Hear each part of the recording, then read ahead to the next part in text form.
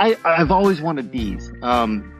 In Berkeley, there was a place called Lawrenceville of Science, and they had bees, and they always kind of scared me, but in a way that, fear, fascination. And so moving into a house in Portland, I thought, I should just get bees, and so I did. I don't know. I don't fixate on it the way some people really get into the minutia and check levels of temperature and humidity and all that. And I just I put them out and steal their honey once a year. I don't know. Maybe it's because of what's happened to the global population, but I don't know. Colonies seem kind of fragile. Yeah. Yeah. I used to keep bees next to my neighbors, and he uses pesticides. And so they kept dying. And then finally I moved it to the other side of the yard, and I've had this hive for about 4 years now. What's the process of starting one? So you get a queen? Is that basically it? Well, there are different ways. Yeah, you can. What this hive? I used to buy them, so I'd buy a nuke, and you get about 3 million bees and one queen, and then you put them in and let them do their thing. Do they mail that to you, or do you go to a place and pick it up? There's a bee store. Oh, of course, there's a bee store in Portland. Yeah, has a fancy name. Yeah, but this hive, I was just about to disassemble the hive, and then it worked as a trap hive. So a new swarm just kind of found it and moved in, and they've been really good. And it's a real mellow hive. The personality varies on the queen, and this one just happens to be, I don't know, really, really nice. So yeah, it's good. I don't know. I don't take it that seriously, but I do like it as a hobby, casual hobby. What do you mean that personality varies? Some hives are real protective, and so you get near them and they start dive bombing you and attacking you. And other hives are really friendly, so you can walk right up and kind of make little changes or check them out, and they don't get upset with you. Like I used to, on some hives, I had to smoke them, and that makes them think that there's a fire or something, so they eat a bunch of their honey and kind of get fat and lazy. And because they're so stoned out, you can then, do whatever you want to them. But this hive, I don't bother. I just open them up, and they're just like, oh, okay. And yeah, some of them are real hostile, and they just don't like people, and other ones are just sort of, and supposedly they'll recognize your face. So if you kind of go up and deal with them, they at some point think that you're okay as a entity and don't attack you. Aren't you wearing the suit though? Yeah. I usually put on a suit. They can recognize your face through the suit? Yeah, mostly. I did that for the Kickstarter to be funny. But yeah, I think they can recognize you through the suit. I mean, I don't know. I mean, this is just, I pick up little tidbits through Reels or Twitter or TikTok or KitKat or whatever. You've learned about the practice of beekeeping through TikTok? Yeah. You talk about it, and then the AI hears you and starts feeding you things to buy. It's always been fascinating to me. I mean, I think we talked about this, but I moved. I left the city. Yeah, it's hard to imagine. Yeah, I don't have a big backyard like you. I got a little patio, and I'm trying to figure out bees are, I think, kind of out of the question, as are chickens right now, just given the spatial constraints of where I am. But there are a lot of things that that I've thought about over the years, and just the things that you just can't do in an apartment setting. Yeah, bees would be tough. They don't take a lot of room as long as if you kind of aims them outward, you could probably, a few feet or something. What's funny is I had them kind of near this path up the back door of to my backyard.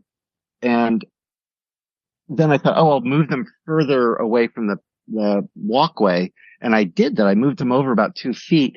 And now instead of flying forward and up and out, now they fly straight. By moving them further away from the walkway, now their arc goes right in the walkway. So now walking through, I have to duck every time I walk. Maybe that's why they got used to me. Oh, here comes that. Doing the limbo with the bees. Yeah.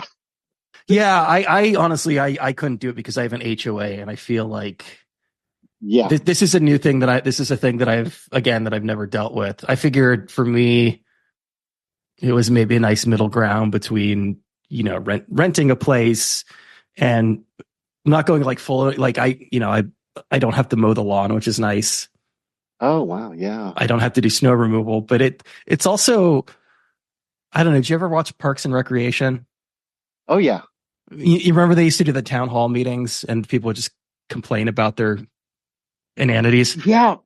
But even weirder is I used to have, a tmcm.com, and I had whatever, I still have it as a URL, but I had all the mail for any TMCM filter into a general mailbox. And so I started getting the mail from a HOA, a woman who was complaining about children who were making chalk drawings on the sidewalks out front. Were they of swastikas? Like, what? No, I know, right? Like that I could understand. Yeah,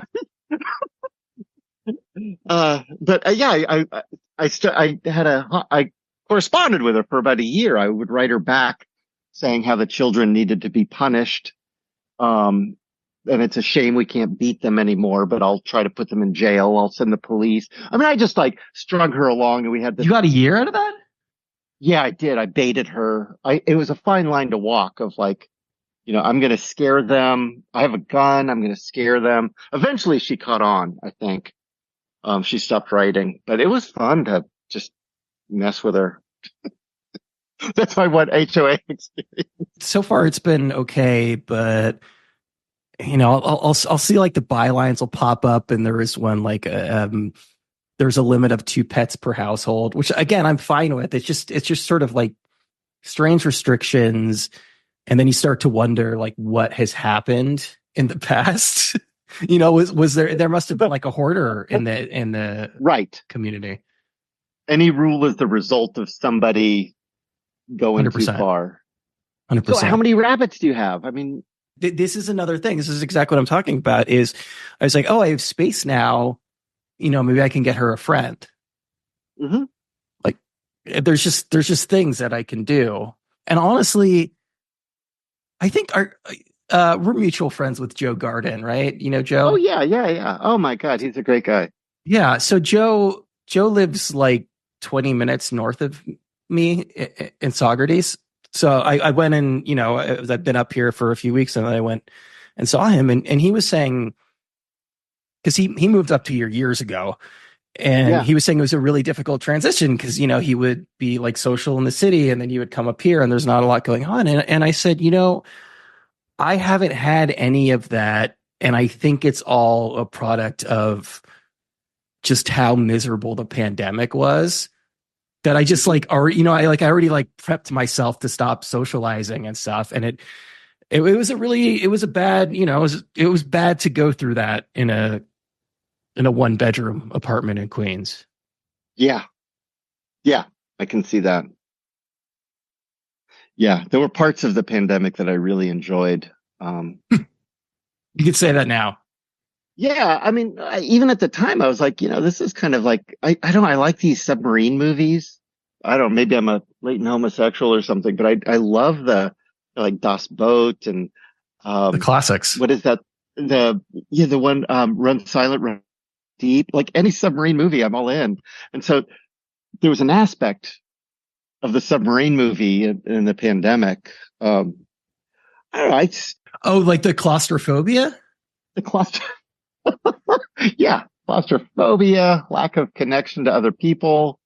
Every time I'd go out, you'd have to, you'd suit up with gloves and mask, and, it's like a weird, you don't want to, you want to go to the bathroom before you go out because, God forbid you have to use the bathroom. Because you're wearing the beekeeper suit in the grocery Yeah, store. You got to zip that all the way down. I kind of liked it. It was like role playing or something. I don't know. It was quiet, and and you have. I mean, you're obviously a social person, but you've Yeah, got a pretty solitary job. yeah, yeah. It was it's surreal. And then too, I was like, oh, I'm gonna learn French and the piano, like that piano playing I did in the movie. I I started at the pandemic. I knew nothing, and I just wanted to learn how to read music, and so I started with Three Blind Mice, and I just taught myself. Um, That was Joplin, right? yeah, a little Joplin, yeah, yeah. I'm not good.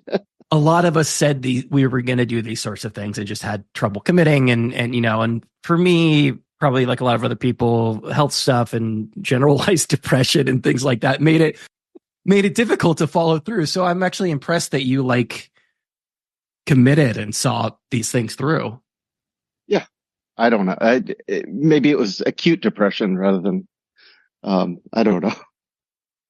But yeah, it's nice. I come out the other end. It's like the Matrix. You plug in and I know karate. Yeah, Flute and French and play the piano. right. Badly. I mean, there's caveats abound. Maybe this is revealing too much personal information, but you are very active on Duolingo. Oh, You're like a rock star over there. partly because I've got some addiction issues, and I've moved all my battle royale or whatever that some of the other dumb video games. It's just now I'll just fixate on French. They gamified it in a way so I can put my gambling addictions into that. I mean, thankfully, I don't have my alcoholism is managed, and I don't have like crack or speed or something. I'm sure I would love speed if I ever did it, but no, it's all Duolingo. I focused um, addiction into that. That's an important part of like just getting older and maturing is recognizing these things in yourself and finding productive ways to channel them into something. Yeah, yeah, and it's funny because I did that cartoon of years ago. You can't escape addiction. Choose yours carefully, and then it's like, oh yeah, that's. I'll just focus addiction into this. I don't know. Yeah, it's nice. It's yeah, Duolingo, piano. I don't know. Better than what was that? Battle Royale, Grand Royale? Not Fortnite, but the other one. Yeah. Right. It's some dumb. Yeah. But all of our Einsteins are designing these uh endorphin games. So they last about 3 minutes and they give you a little hit of an endorphin, this illusion of accomplishment. And yeah, it's addictive as hell. I feel sorry for kids that are getting imprinted with these things early, and we're going to have to teach them like, hey, you got to channel these impulses into these other places. What would the equivalent have been in the past? I mean, I guess it's just sort of just plopping kids in front of the television. Yeah, they called that a great social experiment. I remember hearing a lot of people saying how that was going to ruin everything. They might not have been wrong. Yeah. So I'm pretty sure they were right. Yeah, it's interesting. Yeah. So, but you became a gamer or like a casual gamer? Yeah, the little phone games. Yeah, you'd sit and draw for 2 minutes and then reward yourself with a little battle royale game, and then go back to drawing for another hour and say, okay, I'm going to draw, and then I'll get another endorphin hit. And then now I just say, okay, I'm going to draw for an hour, and then I'll do a French lesson. Most of what you're doing these days, it's like the New Yorker cartoons. It's it's single panel. It's shorter things, but you still draw in these like hour long blocks. Yes. And then I'm working on two things, that I haven't even really talked about. One of them is I'm working on a book about my dad. Um, and I finally settled on a title that I'm really happy with. Um, so that I'm working on, uh, uh, and then, the opera, Too Much Coffee Man opera comic book. So I had the comic and then did an opera based on the comic. And now I'm doing a, comic based on the opera. So I'm taking the libretto and, uh, that'll be a neat little project. Um, yeah. So yeah, I'm still sitting, writing and drawing, and those are real, like you really have to get into a liminal space of, spacing out where it's just another reality. I mean, the New Yorker, that must have kept you alive for the past decade or so, right? I mean, and that's allowed you, and that's given you the freedom to be able to do these things. Especially in comics, if you do find a way where you're able to eke out a living doing it, oftentimes it is finding these sorts of things, the steady jobs. It's funny. I was like, oh, I'll go read Shannon's Wikipedia page. We've known each other for like 20 years, but I'll go and there's a funny little anecdote on there about the Too Much Coffee Man Converse ad and how basically that you bought a computer with that and started the website. Yeah. Yeah. Yeah. That's about right. Yeah, I think that was like 93, 92, something like that. Um, yeah. And then, well, during COVID, I did some educational comics. Uh, there's a disability group and Down syndrome kids, they were, educating. And so a lot of them lost their support networks during COVID because their social lives are, really important. And then all of a sudden they lose that connection, and it's, profoundly disturbing to somebody with Down syndrome. And so doing comic books is a way to reach them and say, hey, it's okay, and give a bit, like, the world isn't ending, right? This is not, the apocalypse. Like, we will get through this. There are people who love you. They're on yours. So I did a bunch of comics for them. And that was a really nice, really everybody involved with those organizations is just well intentioned, and it was a real privilege to be able to do that. But that was through COVID. That was a living through there. Yeah, the New Yorker has been really great, and then collecting the stuff into little books too. So I was able to do the I Thought You'd Be Funnier book and other ones, and Gilbert Shelton, who did, the Fabulous Fabulous. Freak Brothers. He turned like he was a big influence on me through high school of what comics were. And then in college, after college, I moved to Texas and I'm hanging out with my uncle, and I was about to go to France. And he goes, oh, when you go to France, take these photos and give it to my friend Gilbert. And here's his number and all that. And I like, Gilbert Shelton, friend of the family. So I saw him in Paris and had coffee and gave him these, photos, that my uncle had of him. And he said, when you do comics, always, like, first do it for the newspaper, then collect it in a comic book.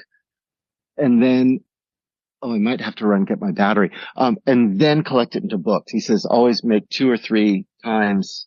Never put it down until you've made money off it 3 times. So I took it to heart. How did your uncle know Gilbert? How did your uncle know Gilbert Shelton? In Austin, Texas, my uncle ran the Vulcan Gas Company, which was a music venue like the Haight Ashbury kind of thing, but in Texas. And so Gilbert was the house cartoonist, basically.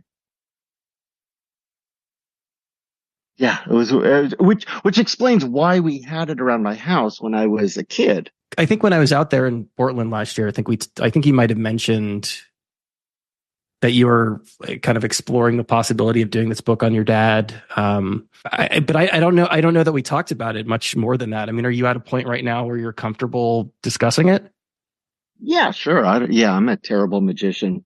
I mean, my favorite thing is like, here's the rabbit and here's the false bottom in the hat of how it works.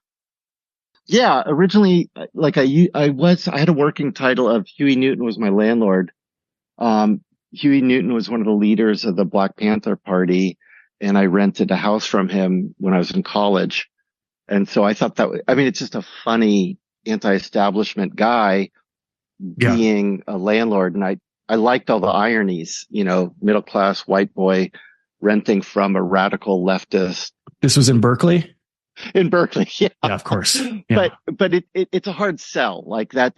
Um, yeah, nobody really wants that book. Why is that, you think? Cause I'm a white guy, and what does a white guy have to say about the Black Panthers? And, and what a buddy of mine told me that any book on the Black Panthers, it's either very pro Black Panther or very anti Black Panther, pro revolutionary, anti revolutionary.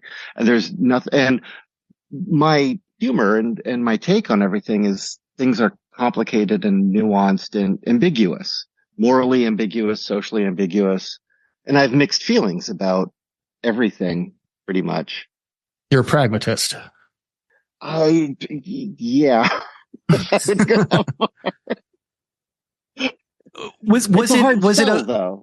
it a funny book?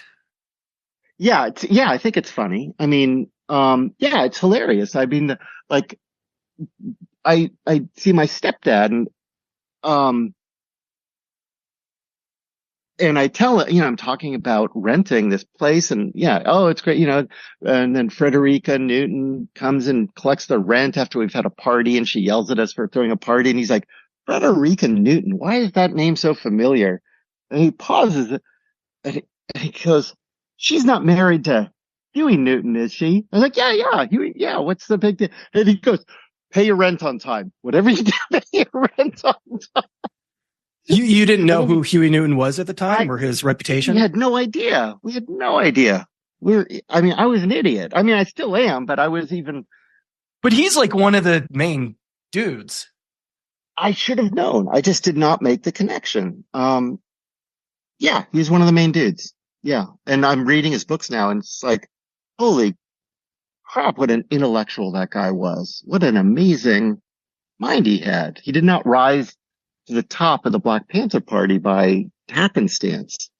Yeah, it's interesting, but he would drive up and park in his Lincoln Continental facing the wrong way with the engine running while Frederica would come up and collect the rent. And he was a big, scary guy. It's interesting. But there's ambiguity there. And like the Black Panthers, like they did all these food programs and they helped out and they brought, it's a complicated thing. And then they also killed witnesses for trials and did jury intimidation. And also, I mean, they did a lot of they did great things and horrible. It's complicated. So yeah, it's funny. I think the only way to look at it is kind of like, it's ironic, funny. But yeah, it's not, I can't sell that because there's no singular stroke that says, there's no, hook or, it's like, here's a complicated, nuanced story that you should check out. And it sounds like a sitcom. Yeah. Yeah, maybe like Get a Life or something. Yeah, it is funny. I mean, I think, but so yeah, I'm focusing more on my dad and some of that stuff. And I think that'll be good. He had a commune. And so my experiences relating to a commune, I think might be easier for a white boy to sell. I'm going to include the Black Panther stuff in there for sure, but, old hippies are easier to make fun of without pissing off as many people. He had a commune. Yeah. What does that entail? Um, he bought a piece of land. He was like a back to the land kind of one of those people. Yeah. Yeah. Yeah. Back to the land. Moved from Connecticut out west and took his inheritance and bought, 300 acres and then lived opposite Lou Gottlieb, who had Star Mountain. Gottlieb was part of the Limelighters, and then Reagan was governor, and they shut down Gottlieb's place. And Gottlieb told my dad, "Hey, you should open up your land and turn it into a commune." And um, he did. He turned it a open land policy, so anybody that wanted to could come and live there for free. And that ran until, and then Reagan shut it down, and then it kind of limped along for a while, kind of under the radar. And I went and lived there when I was in college. I dropped out for a year and lived with my dad and tried to get to know him. And that was interesting. So you weren't super close prior to that? Uh, Not super close. No. Like we'd go up there. He would stay with us in Berkeley and I would go up my mom would take us up there and we'd stay there sometimes. So we had connections, my whole life. And then, but when I moved there and lived there, that's when I really made a concerted effort to try to connect with him. And he then made a big show of saying, when he died, he's going to give the land to my sisters and me. And it was going to be, he wanted it to continue, in the tradition of what he'd had. And then at some point, as he declined in health, my sisters made a trust and kicked me off of it. And so that's the story that I sort of a King Lear, but without the happy ending. When you say the tradition that he had, what do you mean by that? He wanted it to be still not open land, but still open-ish. So there were still about 24 people living there, and he wanted it to be a cooperative, kind of an open place, a place of love, for there to be this heritage of 60s, some of the ideals of the 60s is what he professed. But my sisters didn't feel that was, they said in their rationalizations, they said that, the insurance was too much, that there could be a lawsuit and that, somebody might hurt themselves and sue. A lot of the, what was the, Chicago, was it the Chicago 10? Seven. The caucus seven, yeah. I think a lot of them, like a lot of sort of the like activist college students went right wing. It's a weird transition. I'll never understand.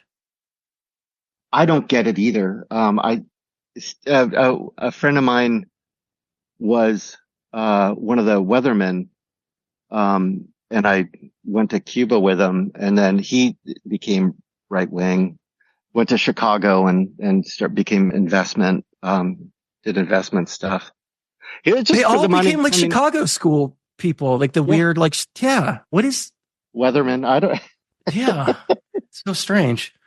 Yeah, I mean, I guess like, the other routes, you go your dad's route, you go back to the lands, or you become like a Silicon Valley psycho, which a lot of them did. Yeah.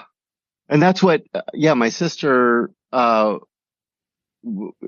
lived in San Francisco and was involved with the Silicon Valley people and was, part of their, some of the dot-com booms and helped bring like Clinton in, to get funding using the Silicon Valley movie, integrating, like that money, getting it to the Democrat Party.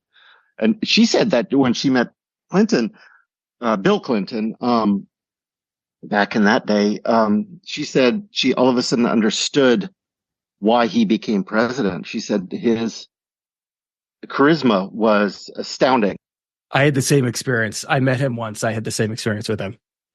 Really? So Yeah. this is validated. Yeah. She said Yes. the whole 100%. room disappears and it's like you are the only person in the universe for him. Yeah. I don't know. I don't know if I ever told you this, but so my sister was No.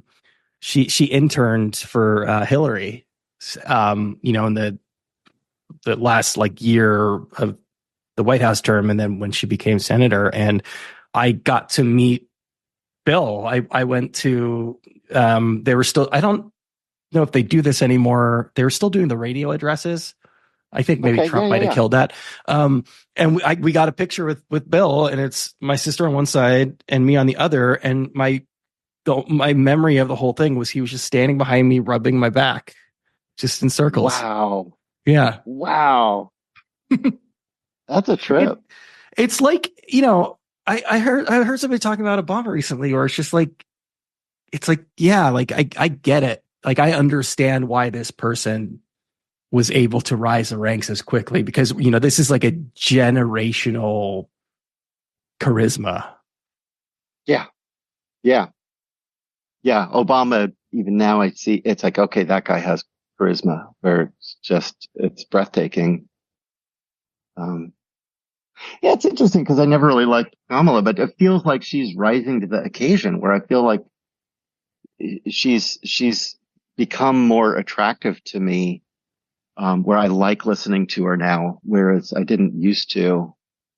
Maybe and I feel like she's seen a role and she's stepping into it. And whereas Obama, I think he had it from years I could tell. And same with Bill. A friend of mine in Arkansas said, "Oh, we've got a governor here, and I think he's going to be president." And we were just like, "Yeah, Arkansas, whatever." Yeah. That was. But leave it to me to get things wrong too. Like Do you feel like you have to be up on politics for your job, or is it just kind of like the osmosis of being alive in 2024 that it's unavoidable? Good question. Um, when the Trump stuff kicked in, I felt it was an obligation. And that's when I started doing the Trump books.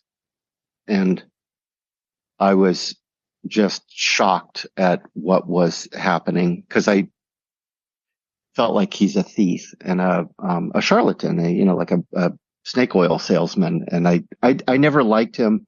I used to go to the gym and I'd be flipping channels on the little crappy TV set they had. And, that dumb television show, The Apprentice, would come on and I just couldn't even watch that. It felt like I just didn't like the materialism and the superficiality of it. And I don't feel like he ever grew out of that. And that's when I did that first Trump book, The Shit My President Says, I was about to do another collection of gag cartoons and I felt like I was wasting my time. And I wanted to do something that was political. You felt like just doing what you've been doing would be a waste of time because things had gotten so dire? Yeah, basically. I thought, yeah, when he won, I thought there was no chance that he would win. And then it's like, well, I need to do something that will ensure my place in the camp. So I don't want to wait in line to get into a camp. I want to be, if he starts a camp, I should be one of the first in there. Yeah, it was horrifying. It was genuinely horrifying. How does that sort of change? Like, does that change your career? Does that change your kind of like interactions with people? Obviously most folks know you through Too Much Coffee Man, and then you've got the New Yorker stuff, but actually putting this political stuff out into the world. I don't know. I mean, I still feel like people can vote for who they want to. I feel like so I still hang That's out the with foundation of democracy, you might even say. Yeah. Yeah. And people vote for Trump and I hang out with people that have voted for Trump and plan on voting for him again. And I don't understand it, but, also, it's like, man, like that's your right. And I fought for that right. If you want to be an idiot. And that's not why I like them or don't like them. And they, those people have also accepted me with the tenet of like, hey, you're going to have these opinions that I don't agree with. And so, yeah, we'll have a beer together or whatever.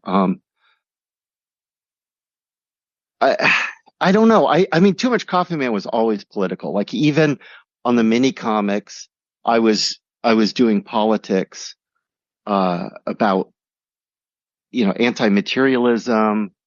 Um, Even like the bullet hole issue, that was to make fun of the materialism and the money grabs of other comic books.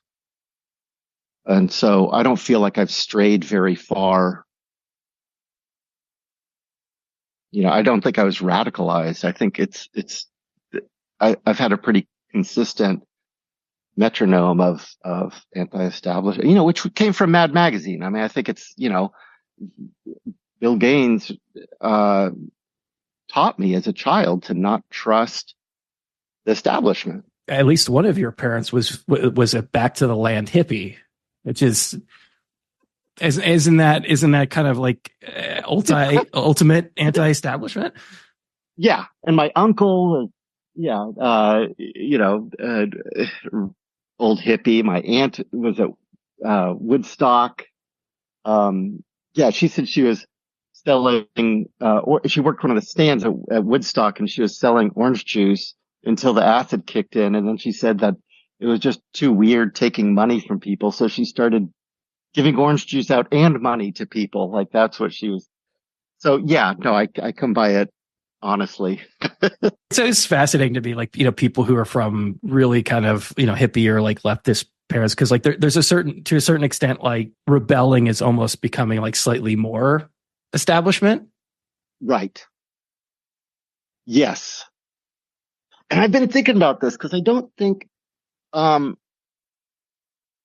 yeah, I mean, the Michael Keaton,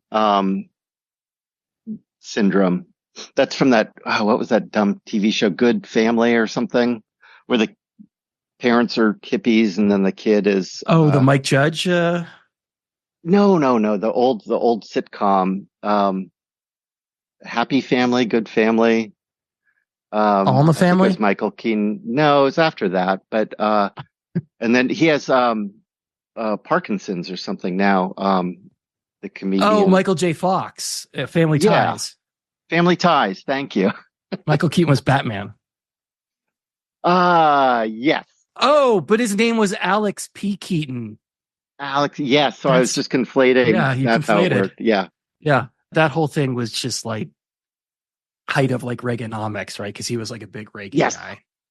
Yeah. And I always thought that was kind of parody, but then I've heard it cited as like, oh, that's the Keaton syndrome where the kid becomes conservative. Yeah, I've heard that.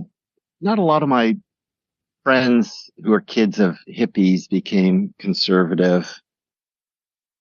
And we all hated Reagan at Berkeley High. I mean, it was, yeah, there was a few weirdos.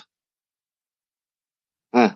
You and I have talked a little bit about, Aaron Comic Bus. Yeah. He did a Back to the Land issue of the zine years and years ago. Read that. I haven't read that one. Yeah. I just read the Electric Menorah recently, and that was so good. I haven't read it in years and years. I might have it floating around somewhere, but like clearly that was something that was just hanging over Berkeley at the time. Yeah. Yeah, for sure. I mean, and that's one of the experiences, one of the bits that I want to write about is Jim Jones. Like my mom took us to see Jim Jones a couple of times. San Francisco guy. Yeah, he was. And then Sacramento, and then obviously Guyana. And he was a big political figurehead and had a lot of power. And my mom was like, oh, let's go. So I have, firsthand memories of Jim Jones, which is kind of a trip. This is a terrible, and this is a terrible parallel to draw, but you'll hear people say, oh, Hitler got as big as he was because he was so charismatic. And then you'll watch him and he'll just be this little guy, just like Right. screaming in German and you won't understand it. And um, I don't know. Jim Jones, I guess to a certain extent, like must have had a tremendous amount of charisma if he was able to do what he did. He must have. But the articles that I've read recently aren't blaming Hitler as much as the people around him. They said that he was not a figurehead, because obviously he, wasn't a figurehead, but he was enabled by these very intelligent. Sure, but he held an audience is the point. And he had the rallies and all that. Yeah. A friend of mine said, I don't know, it was a few years ago, a homeless guy, a friend of mine, Ace Backwards, a cartoonist, actually. He said that every election has been won since the Kennedy Nixon has been won by the person who's more entertaining. And that's why Trump won against Hillary. And it went consistently up until this recent one with Trump and Biden.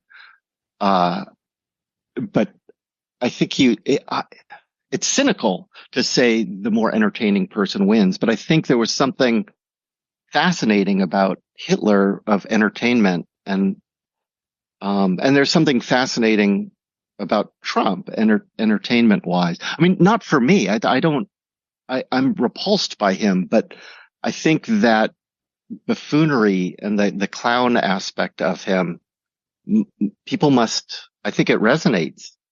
I don't know. I mean, I've put a lot of intellectual thought into it because I don't understand it emotionally. With the benefit of quite a bit of hindsight, like what's I don't know, what's your sense of how the whole Jim Jones thing went down, I guess? That's a good question. I mean, my mom was never tempted to draw us in, and I didn't really like it being there. It was loud, and he was frenetic in a way where I didn't like him then either. And it was, for my mom, she just has a curiosity about events. And so she just would fall into these things and places just out of serendipity. Like she saw Elvis when he played at her high school at the gym. And just weird things where, she comes to San Francisco right before the hippies, kick in. And she's like a Forrest Gump character. Yeah, in a weird way. She was hit by lightning of all things when she was in college. So, more power to her. But then every time I hear something like these expressions, like, oh, it's, as rare as being hit by lightning. It's like, well, my mom was hit by lightning. Drinking the Kool-Aid, like when people use that expression, I always just kind of, the hairs on the back of my head stand up, because of that. And then I was trying to explain that to a friend of mine because I was talking about writing about this and trying to talk about the memories I had of that. And even now I have trouble, those documentaries about Jim Jones I can't watch because I just think, all the people in my memory are probably dead. They probably died horribly. And this is, it's chilling and freaky. And then my friend said, goes, yeah, do you know why there's, not that many jokes about Jim Jones? And I was like, no, why? And he goes, it's because the punchlines are too long. It's a good joke. It is a good joke. And I always felt bad for Kool-Aid because it wasn't, I think they got a raw deal because it wasn't actually Kool-Aid, right?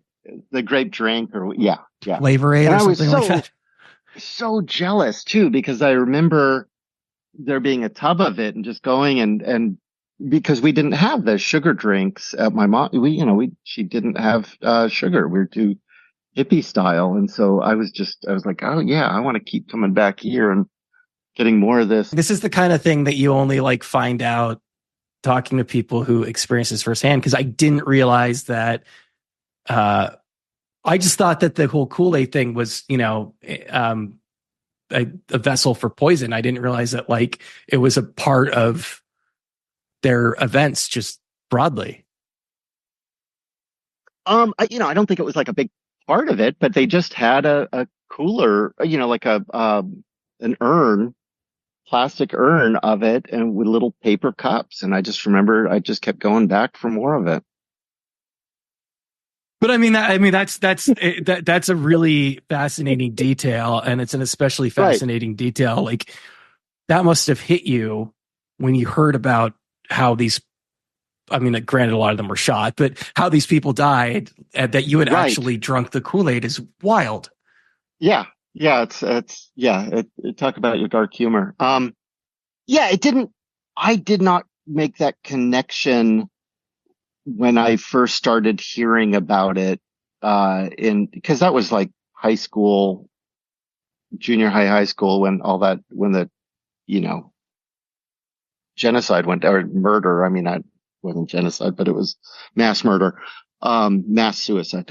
Um, yeah, I just didn't, I was just like, oh, I mean, when you're young too, like stuff happens and you just kind of think, oh, this is life. Like this is a normal, kind of thing. And it's not, it's just, it's just weird. It's not like crazy weird. And then in retrospect, like now I look back and go, oh, this is crazy weird. Like that I had that connection. And to me, like that's a funny thing to write about. And I can kind of make a little comic about it. And I think it stings as a story. But I think it's a hard sell because I'm not, yeah, I mean, I am going to tie it to Trump and I am going to tie it to opportunism and exploitation, and power. And so your question of, how did he do this? And is it charisma? I think, yeah, there's charisma. I think it's a combination. I mean, one, it was isolation. So you separate people from their network. So when they isolated, and then also just the power dynamic of him making promises of I am the answer. Don't trust anybody but me. So there's an isolation. Um, and yeah, I don't know. I have not dug into the sociology books all that much on it, with Jim Jones, but I mean, my stepdad was a big Hitler person. In what sense? He would say last night when I was watching the Nuremberg trials, Okay, not like a fan of. no, Jewish Yeah. and Okay. fled and family were killed Yeah. and all that. Got it. And he would teach me when I was a kid. He would say Jews would go to a Hitler rally and Hitler would have such energy that the Jews would start Sieg Heiling along with the crowd. And I remember as a kid thinking, um, I will never be swayed the way those Jews were. Like that will never I will always distrust a grand movement like this. I don't know if I have been able to do that, but I do remember that. Yeah, he gave me Hitler as a cautionary tale when I was little and brought in, yeah, would talk about his family that were, that were taken by Hitler. So I was like, oh, okay. Um, yeah, yeah, You bring up an interesting point, and my brain is just keeps going here. I was thinking about this. I was thinking about why all of a sudden all of these documentaries about cult leaders are like popular again, right? There's been all those like Netflix series. yeah, There's probably like a million think pieces about this, but to a certain extent, a lot of it's probably people trying to figure out things like QAnon, for example, right? Like how people go right. down that road, draw those parallels. And you mentioned the isolation, and I think that that's a really important and interesting point. And I think that relates directly to QAnon because there's a self-selecting part of all of that that ends up cutting you off from people. And the Yeah, more cut off you are from your friends and family members, the deeper down that hole you go. yeah, yeah, yeah. Yeah, I think that's really true, which is partly why, like a buddy of mine told me about, there's a rabbi that became friends with the son of one of the KKK people. I can't remember the names. but it was one of the major KKK Grand Dragons, whatever leaders.